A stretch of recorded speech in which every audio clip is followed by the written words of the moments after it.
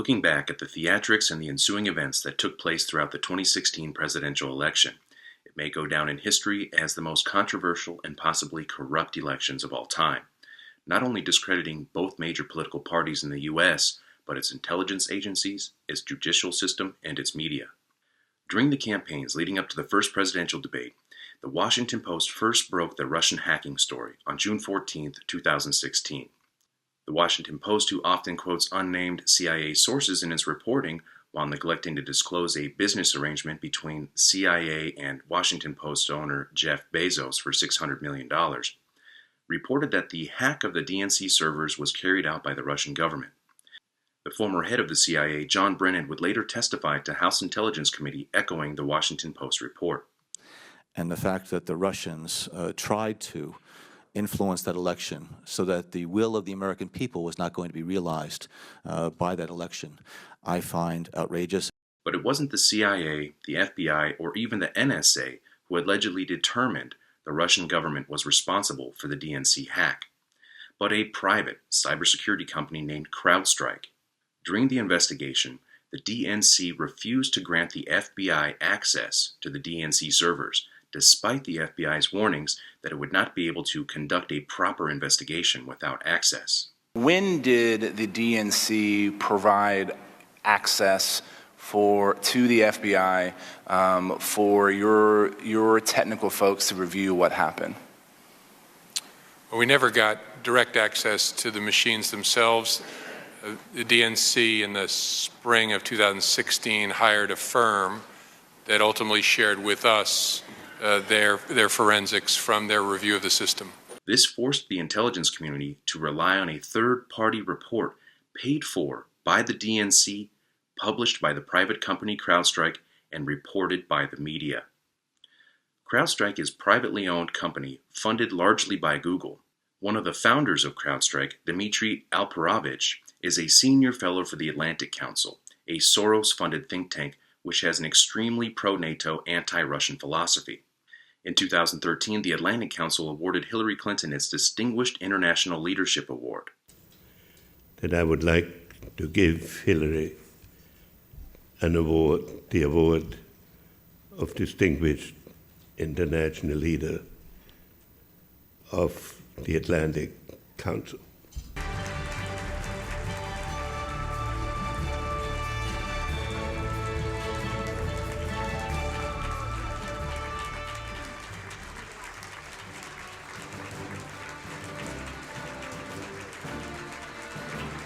CrowdStrike was later caught misrepresenting data in a separate report, alleging the Russian government hacked into a Ukrainian military application. That report was quickly debunked by multiple sources, including the maker of the application, causing CrowdStrike to heavily redact their report. The CEO of CrowdStrike later admitted after the release of the initial report that there was no way to definitively prove Russia's involvement in the DNC hack, but you never hear that reported in the mainstream media.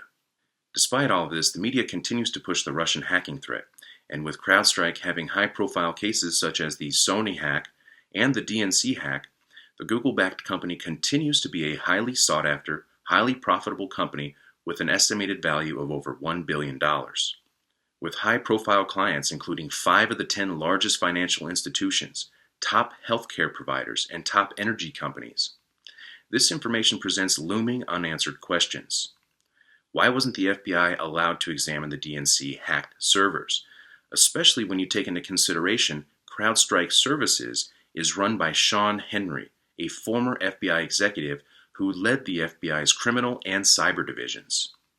Why hasn't the media, the investigators, or the committees asked about the existence of technology that allows hackers to misdirect forensic investigators, covering their tracks, making them believe the hacks came from virtually anywhere, like North Korea, China, or even Russia?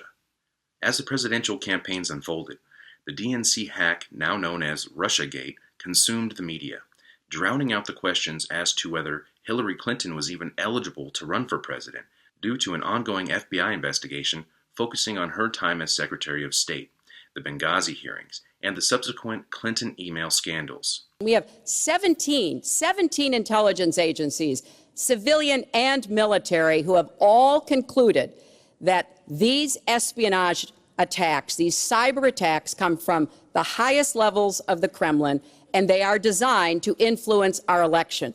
2 months after the FBI began its investigation into Hillary Clinton, a longtime colleague and friend of the Clintons, Virginia Governor Terry McAuliffe. So when people complain that Terry McAuliffe is a deal maker, I always say the Constitution of the United States, if you go back and read it, should be subtitled, "Let's Make a Deal." Virginia Governor Terry McAuliffe may have helped to influence the FBI investigation when he directed $675,000 from his political organizations to the election campaign of Jill McCabe, who was running for Virginia State Senate. Jill McCabe did not win the position, but shortly after, her husband was promoted to deputy director at the FBI and directly oversaw the Clinton investigation. I'm against drilling off of the Atlantic. What's that? Will you support Hillary in opposing Atlantic drilling? If she wants to do it, I'd support her with that. That's what she wants, you bet. Just when it appeared that Clinton may get indicted despite the egregious conflict of interest, the presidential candidate's husband, former President Bill Clinton, had a private meeting with the then Attorney General Loretta Lynch on the tarmac in Phoenix on June 27, 2016.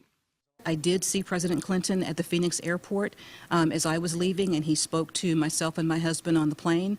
Was your decision influenced by the Attorney General's tarmac meeting with the former President Bill Clinton? Yes, in a ultimately conclusive way. That was the thing that capped it for me, that I had to do something separately to protect the credibility of the investigation, which meant both the FBI and the Justice Department. 9 days later, the then FBI Director James Comey stated, although Hillary Clinton was extremely careless in handling her email system, he recommended that no charges be filed against her. The very next day, on July 6, 2016, Attorney General Loretta Lynch announced that no charges would be filed. For more information on the incestuous ties between the Clintons, James Comey, and Loretta Lynch, refer to NewsBud's video, Too Big to Jail, The Revolving Door from HSBC to the Clintons. 4 days after the Justice Department cleared presidential candidate Hillary Clinton of any criminal charges, DNC staffer Seth Rich was shot to death in Washington, D.C. on July 10, 2016.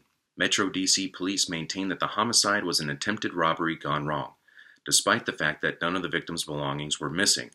The police were alerted to gunfire at 4:20 a.m. by an automated gunfire detector and responded to the scene within approximately 1 minute, where the victim Seth Rich was found conscious and breathing with 2 apparent gunshot wounds to the back. The victim was transported to the hospital and pronounced dead at 5:57 a.m. Seth Rich's mother told NBC there was a struggle, and her son's body had bruises on his hands, knees, and face. The police informed the family surveillance footage exists and may show 2 suspects, but only their legs. The police report separately states 3 of the responding officers were wearing body cameras. At this time, no footage has been released to the family or to the public. The investigation is still open. D.C. Police Chief Kathy Lehner, who directly oversaw the murder investigation, resigned 1 month after the death.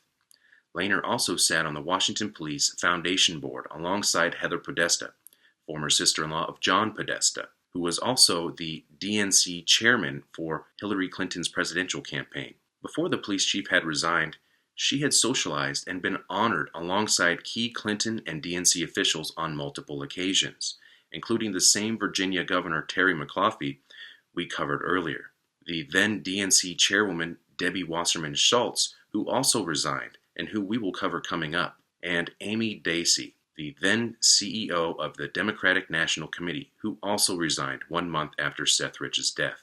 Many people and organizations have offered rewards for finding Seth Rich's killer, totaling over $500,000. The family of Seth Rich also hired 2 private investigators. Since the police report indicates Seth Rich was conscious and breathing for approximately 96 minutes before the death, is it possible that the police body cams may have picked up some important clues? Was Seth Rich able to communicate information about his killer with the police? 12 days after the murder of Seth Rich, before all of the resignations, including the ones previously mentioned, WikiLeaks began to release leaked emails from top DNC officials showing they had violated DNC rules and worked with the media to sabotage presidential candidate Bernie Sanders' campaign, to secure the nomination for Hillary Clinton. The unprecedented email scandal rocked the DNC to its foundation, leading to many resignations of the top DNC officials. The DNC, having already laid the groundwork for the Russian hacker narrative with the help of the cybersecurity firm CrowdStrike, the DNC, the media, and the government went on to accuse Vladimir Putin and the Russians of hacking the DNC servers and leaking the emails to WikiLeaks in an attempt to help Donald Trump get elected. This is a claim that is still upheld by many today. Russia has denied any involvement, calling it a distraction from the actual content that was leaked. In an interview, WikiLeaks founder Julian Assange alluded that the source for the DNC leaked emails was actually the recently murdered Seth Rich. The stuff that you're sitting on, is an October surprise in there? Do you even know what you're sitting on? WikiLeaks never sits on material. Whistleblowers go to significant efforts to get us material and often very significant risks. As a 27-year-old works for the DNC, who was shot in the back, murdered just 2 weeks ago for unknown reasons as he was walking down the street in Washington. So that was just a robbery, I believe, wasn't it? No, there's no finding. So what are you suggesting? What are you suggesting?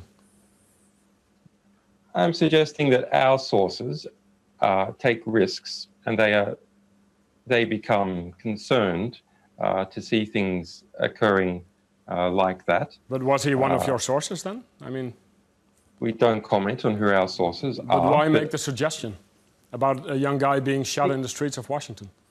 Because we have to understand how high the stakes are in the United States, and that our sources are, our sources face serious risks. That's why they come to us, so we can protect their anonymity.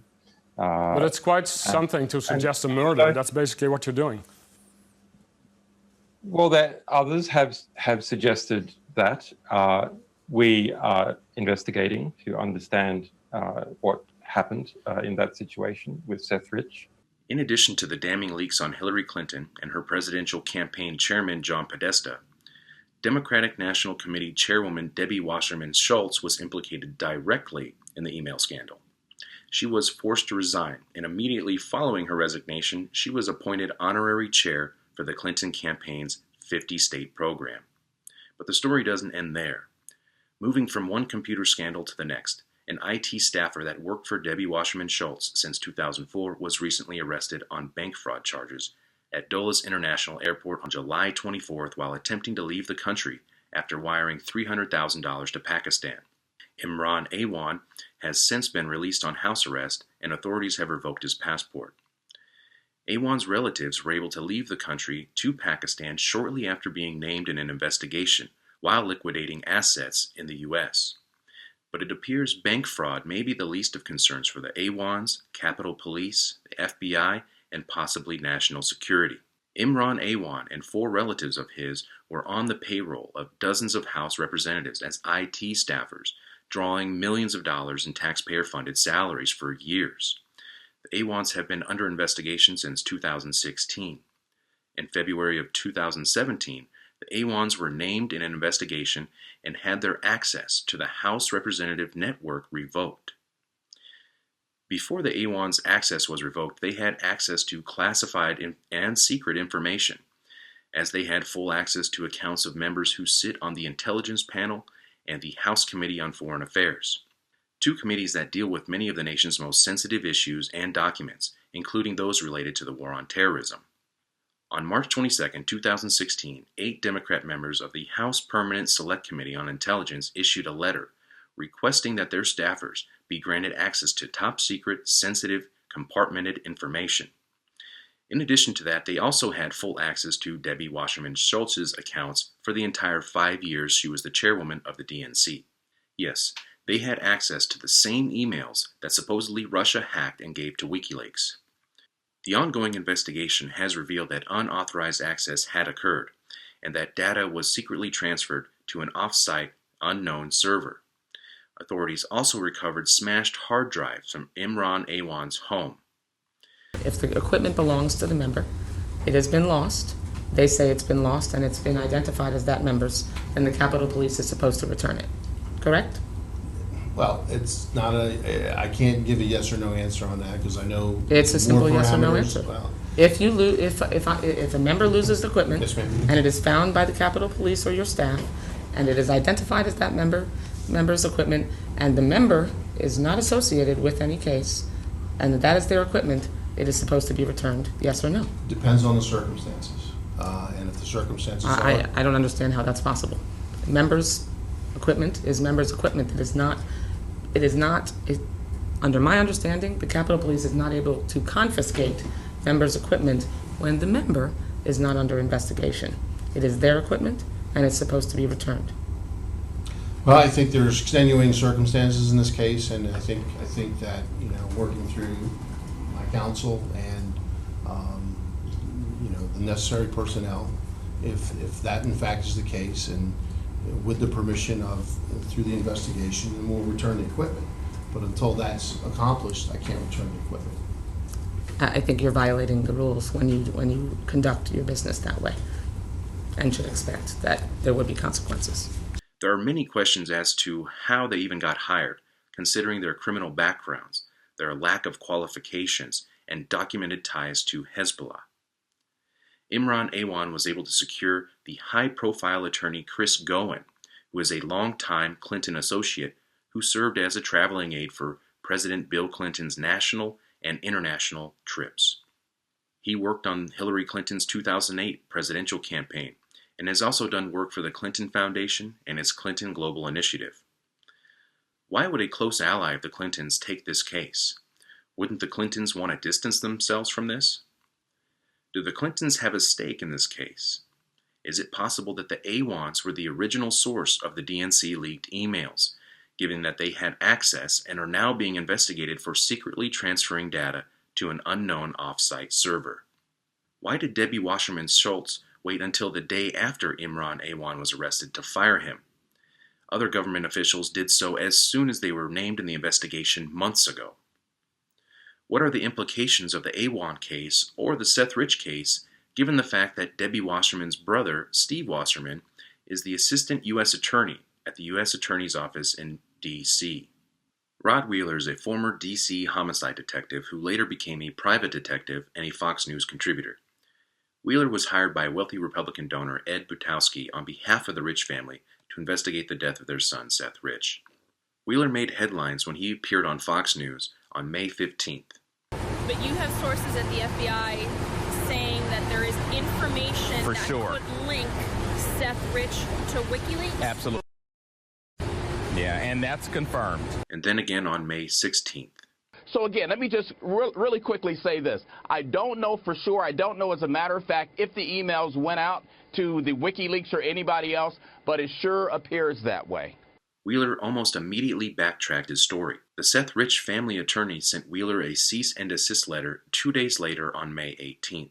Wheeler just filed 2 lawsuits against Fox News, one for racial discrimination and one for libel. The Daily Caller reports that the lawsuit alleges Fox News fabricated quotes and concocted a story, damaging Wheeler's reputation. According to the suit, the quotes are, "My investigation up to this point shows there are some degree of email exchanges between Seth Rich and WikiLeaks.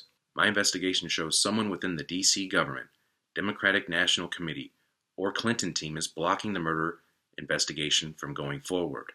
That is unfortunate. Seth Rich's murder is unsolved as a result of this." Now, the suit goes on to say this story was a joint effort by Fox News, Butowski, who funded Wheeler's investigation, and the White House, who allegedly wanted the story of Russian hacking to go away. The Daily Caller points out that just days after the now retracted Fox interview, Wheeler essentially contradicts his own lawsuit when he appeared on Fetch Your News and said, quote, "I'm of personal opinion that the information reported by Fox News Channel last Tuesday was essentially correct and worthy of further investigation. That is exactly why, when I first learned of this new information developed by a Fox News investigative journalist, I immediately called the D.C. police to inform them." As the Daily Caller points out, the main allegations in the lawsuit against Fox News are essentially undercut by the plaintiff's own public statements on the matter. Wheeler's attorney stated he plans to depose Sean Spicer and Donald Trump as witnesses. Even if you discount and disregard everything Wheeler has said, He is not the only one who has come forward saying Seth Rich was the WikiLeaks source. WikiLeaks founder Julian Assange suggested it. Kim.com predicted the leaks and then came forward saying he was willing to testify that Seth Rich was in fact the WikiLeaks source. You tweeted that you were going to be Hillary's worst nightmare in 2016. How so? Well, I have to say it's probably more Julian. But I'm aware of some of the things that are going to be roadblocks for her. So You're saying Julian Assange is going to be Hillary's worst nightmare in 2016. I think so, yeah. How so? Well, he has access to information. And now audio has been released of Seymour Hersh. About the kid, and I'll tell you what I know. What I know comes off an FBI report. Don't ask me how you can figure out. I've been around long enough. The kid gets, I don't think he was murdered. I don't think he was murdered because of what he knew. The kid's a nice boy, 27. He was not an IT expert, but he learned stuff. He was a data programmer, but he learned stuff. And so he's living on one street somewhere. He's living in a very rough neighborhood. And in the exact area where he'd been, there've been about 10. I'm sure you know all this. There've been about 8 or 9 or 10 violent, robberies. Most of them with somebody brandishing a gun. And the kid's hands, I'm telling you, I'm sure you know, his hands were marked up. The cops concluded he fought off the people, tried to run, and they shot him twice in the back with a .22, small caliber. And then the kids that did it ran. They got scared, didn't take his wallet. Okay, so what the cops do then, and here's what nobody knows, what I'm telling you. Now, maybe you know something about it. When you have a death like that, DC cops, if you're dead, you generally don't just go. You have to find out what's going on. You have to get to the kid's apartment and see what you can find. If he's dead, you don't need a warrant, but most cops get a warrant because they don't know if the guy has a roommate. You need a warrant. So they get a warrant. I'm just telling you, there is such a thing. They go in the house and they can't do much with his computer, his password. The cops don't know much about it. So the DC cops, they have a cyber unit in DC, and they're more sophisticated. They come and look at it. The idea is maybe he's had a series of exchanges with somebody who says, I'm going to kill you, motherfucker, over a girl, and they can't get in. The cyber guys do a little better, but they can't make sense of it. So they call the FBI cyber unit. The DC unit, the Washington field office, is a hot shit unit.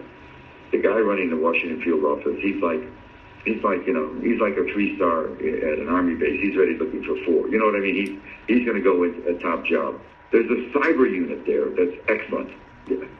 What you get in a warrant, the public information you get in a warrant doesn't include, it does not include the affidavit underlying why you're going in, what the reasons are. That's almost never available on. I can tell you that. The existence of a warrant is a public document 99% of the time. So on the same warrant, they call in the Fed. The Feds get through, and here's what they find. This is according to the FBI report. What they find is he makes first of all, you have to know some basic facts. One of the basic facts is there's no DNC or Podesta email that exists beyond May 21st, 22nd. It's the last email from either one of those groups. And so what the report says that sometime in late spring, we're talking about June, summer's in June 21st. Late spring would be after, I presume, I don't know. I just say it says late spring, early summer. He makes contact with WikiLeaks. That's in his computer, and he makes contact. Now, I have to be careful because I met Julian 10, 12 years. I stay the fuck away from people like that. And he's invited me, and when I'm in London, I always get a message, come see me as the Ecuadorian ambassador, and there's no fucking way I'm going there. I've got enough trouble without getting photographed by every fucking age. He's under total surveillance by everybody. But anyway, they found what he had done. He had submitted a series of documents, of emails, some juicy emails from the DNC. And, by the way, all this shit about the DNC, whether hacked or wasn't hacked, but whatever happened, the Democrats themselves wrote this shit. You know what I mean? All I know is that he offered a sample, an extensive sample, I'm sure dozens of emails, and said, I want money. That later, WikiLeaks did get the password. He had a Dropbox, a protected Dropbox, which isn't hard to do. I mean, you don't have to be a wizard, IT wizard. You know, he was certainly, you know, he's not a dumb kid. They got access to the Dropbox. He also, and this is also in the FBI report, he also let people know with whom he was dealing. And I don't know how he dealt. I'll tell you about WikiLeaks in a second. I don't know how he dealt with the WikiLeaks and the mechanism, but he also, the word was passed according to the FBI report. I also shared this box with a couple of friends. So if anything happens to me, it's not going to solve your problem. Okay? I don't know what that means. I don't know whether he was, anyway. But WikiLeaks got access, and before he was killed, I can tell you right now, Brennan's an asshole. I've known all these people for years. Clapper's sort of a better guy, but now rocket scientist. The NSA guy is a fucking moron. And they, you know, the trouble with all those guys is that the only way they're going to make it to a board or two and get, you know, hired by SAIC to deliver some fat cat contracts is if Hillary stayed in. With Trump, they're gone. You know, they're done. They're going to live on their pension. They're not going to make it. And I got to tell you, guys in that job, they don't want to live on their pension. They want to be on boards like they're make $600,000 for going to 4 visits. I have somebody on the inside. You know, I've been around a long time and I read a lot of stuff. I have somebody on the inside who will go and read a file for me. This person is unbelievably accurate and careful. He's a very high-level guy. He'll do a favor. You're just going to have to trust me. I have what they call it in my business, long-form journalism. I have a narrative of how that whole fucking thing began. It's a Brennan operation. It was an American disinformation, and the fucking president, at one point when they even started telling the press, they were back-briefing the press. The head of the NSA was going and telling the press, this fucking cocksucker Rogers, was telling the press that we even know who in the GRU, the Russian Military Intelligence Service, leaked it. I mean, all bullshit. They were telling these two. I worked at the New York Times for fucking years, and the trouble with the fucking New York Times is they have smart guys, but they're totally beholden on sources. If the president or the head of the CIA tells them something, they actually believe it. I was hired at the Times to write about it, to go after the war, in the Vietnam War in '72, because they were just locked in. So that's what the Times is. These guys run the fucking Times. And Trump's not wrong. I mean, I wish he would calm down and had a better press secretary. You have to be so. Trump's not wrong to think they all fucking lied about him. I can tell you right. The same media who blasted out the NPR story highlighting the Fox News lawsuit and the potential White House connection across every channel was and has remained completely silent about the Pulitzer Prize-winning journalist Seymour Hersh's recording. Is it because Hersh clearly states the Russian hacking story to influence the presidential election was a Brennan op? In other words, a CIA psychological disinformation operation, completely manufactured by the CIA. There are new developments on this story on a daily basis. We will stay on top of it and keep you up to date. We hope this timeline and overview helps you better understand the ongoing scandals and investigations. For Newsbud.com, I'm Spiro.